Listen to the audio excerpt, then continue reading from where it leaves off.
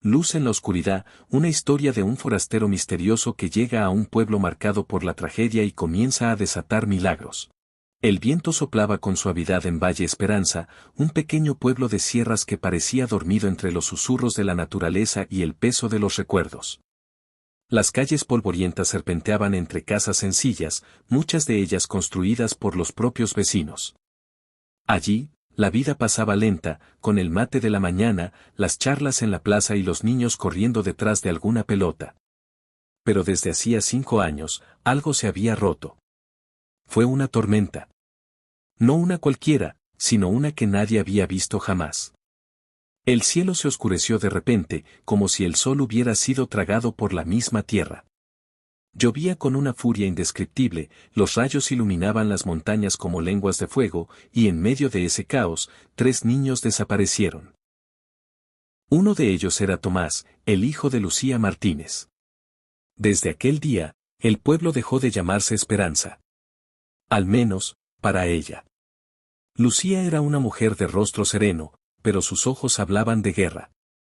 Una guerra silenciosa, solitaria, que libraba cada mañana al despertar sin su hijo.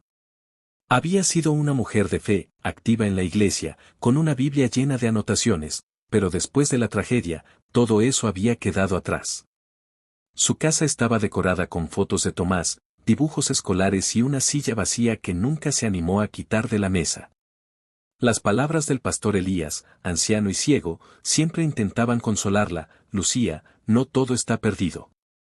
Jesús sabe lo que hace, incluso cuando no entendemos. Pero ella no quería escuchar. ¿Qué clase de Dios se quedaba callado mientras un niño desaparecía? ¿Dónde estaba Jesús cuando Tomás gritaba su nombre en medio del viento? 5 años de silencio. 5 años de noche sin sueño. Hasta que un día, un forastero llegó al pueblo. Nadie supo bien de dónde venía. Solo que apareció caminando desde el sendero norte, con una mochila al hombro y una expresión tan tranquila que contrastaba con la inquietud que se respiraba en el lugar. Se llamaba Mateo. Tenía unos 30 y tantos, pelo oscuro, ojos profundos, y hablaba poco, pero con una dulzura que desarmaba incluso al más duro. Doña Teresa, la dueña del almacén, fue la primera en hablarle. «Forastero, ¿buscas a alguien?» «Solo paso por aquí», respondió él. «Pero tal vez, Jesús me envió». Ella rió, como quien no quiere ilusionarse. «Bueno, si él te envió, no te vayas sin probar mi pan casero». Mateo sonrió y aceptó el trozo de pan con gratitud. Luego preguntó: «¿Puedo orar por usted?» Doña Teresa no era religiosa, pero algo en sus palabras la hizo decir que sí. Esa noche, por primera vez en más de 10 años, no sintió el dolor de sus articulaciones. Durmió de corrido. Y al despertar, se arrodilló junto a su cama sin saber por qué. Los días pasaron y Mateo se instaló en una pequeña cabaña abandonada al borde del bosque. No pedía nada. Ayudaba donde podía, cargaba leña, reparaba techos, limpiaba veredas. Siempre con la misma paz en el rostro. Pero lo que realmente comenzó a sacudir al pueblo fueron los milagros. Don Felipe, sordo desde niño, escuchó la risa de su nieto por primera vez después de que Mateo orara con él. Ana, una joven sumida en la depresión, dejó la cama y caminó hasta la plaza, donde abrazó a su madre entre lágrimas. Claudia, la doctora del hospital, vio cómo una anciana con cáncer terminal mejoraba inexplicablemente tras un breve encuentro con el forastero. Mateo no cobraba. No anunciaba nada. Solo decía: Jesús está aquí. Lucía, sin embargo, observaba todo con escepticismo. Incluso con rabia. No soportaba ver cómo la gente volvía a hablar de milagros, de esperanza, de fe. Para ella, todo eso eran mentiras hermosas que la habían dejado vacía. Una noche, no pudo dormir. Las voces del pasado parecían gritar dentro de ella, y en su desesperación, caminó sin rumbo hasta el cerro donde vio por última vez a su hijo. Se sentó en una piedra. El viento soplaba fuerte. Y entonces, cerró los ojos. En su mente, apareció una imagen: Tomás. Sonriente. con una luz detrás de él tan intensa que no podía mirar directamente. Estaba descalzo, y en su mano llevaba una pequeña flor. Mamá. Jesús me cuida. No llores más. No estás sola. Lucía se despertó sobresaltada. Estaba empapada en sudor, y el nombre de su hijo escapaba de sus labios como una súplica. Fue directo a su estantería, sacó su vieja Biblia, y por primera vez en años, la abrazó. No la abrió.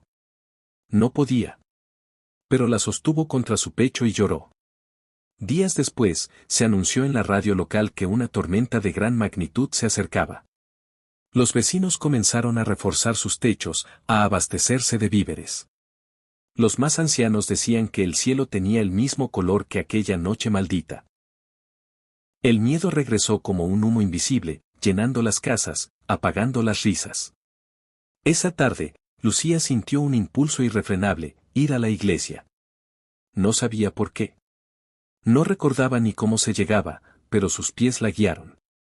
Al llegar, encontró a Mateo arrodillado en el altar, con los brazos extendidos. Elías estaba allí también, sus ojos ciegos mirando al techo. Había unas 40 personas reunidas. Cantaban.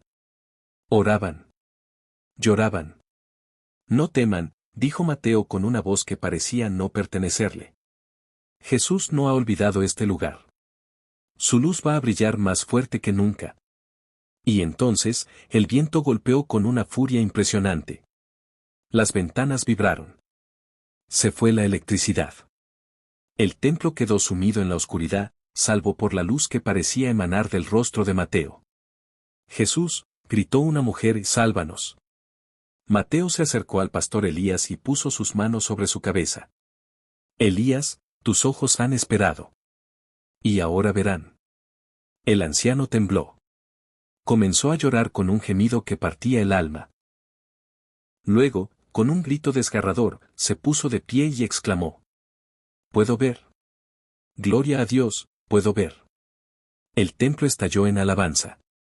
Algunos se postraron, otros alzaron las manos. Nadie lo podía creer. Un milagro, a plena vista. Y justo en ese instante, la tormenta cesó. Como si alguien hubiera cerrado la llave del cielo. El silencio fue total.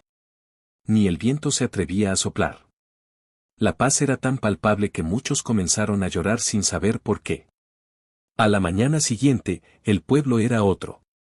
La gente se abrazaba. Reían. Cantaban. Pero lo más impresionante ocurrió cuando la familia Salcedo, que también había perdido a su hija Sofía aquella noche, encontró una pequeña caja de madera cerca de la antigua iglesia en ruinas.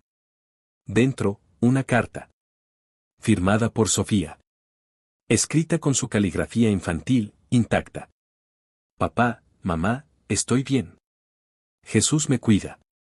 Aquí no hay miedo, todo brilla. Un día volveremos a estar juntos. No lloren. Solo crean. Los ama, Sophie. La carta no mostraba señales de deterioro. Como si hubiera sido escrita ayer. Lucía, al enterarse, cayó de rodillas. Por primera vez, no se resistió. Lloró hasta que no le quedó aliento. Y en medio de su quebranto, clamó. Jesús, si estás allí, sáname. Perdóname. Llévate mi dolor. Mateo apareció detrás de ella. No dijo nada. Solo la abrazó. Jesús ya te había escuchado.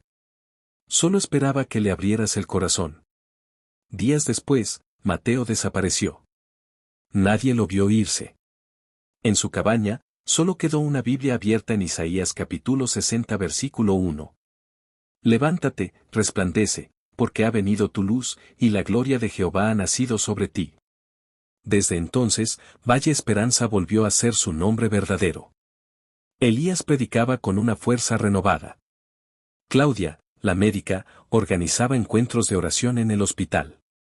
Lucía lideraba un grupo de ayuda para madres en duelo.